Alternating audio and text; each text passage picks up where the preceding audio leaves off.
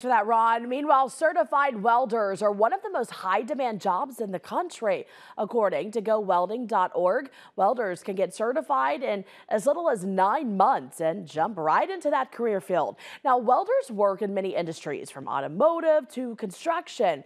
There are even underwater welding opportunities, and welders can earn a 6-figure income without a 4-year college degree. Welding work is essential, and today in South Sioux City, the Western Welding Academy brought its blue-collar tour to the high school. KTV's Katie Koppel tells us a little more about this worldwide tour to teach students the importance of trade skills. We're here in South Sioux City.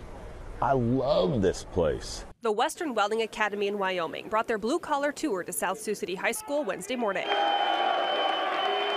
The Blue Collar Tour creates a one-of-a-kind experience to get high school students interested in the trades.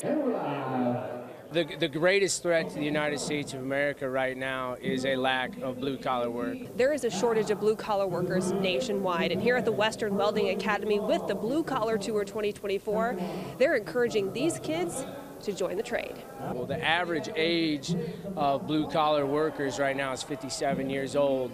As I believe they said 30 some of those individuals retire out, we're replacing them with one. During the Blue Collar Tour, students are challenged with welding opportunities, chances to win prizes, and more importantly, networking with those in the business.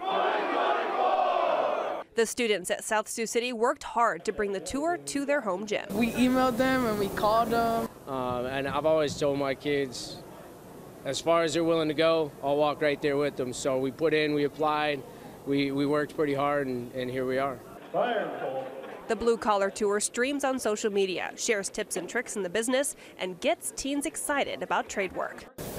I think this is going to be my career after high school, 100%. Reporting in South Sioux City, Nebraska, Katie Koppel, KTIV News 4. And more than 200 students from high schools across the tri-state area who are interested in welding or entering the trades after graduation actually took part in today's event.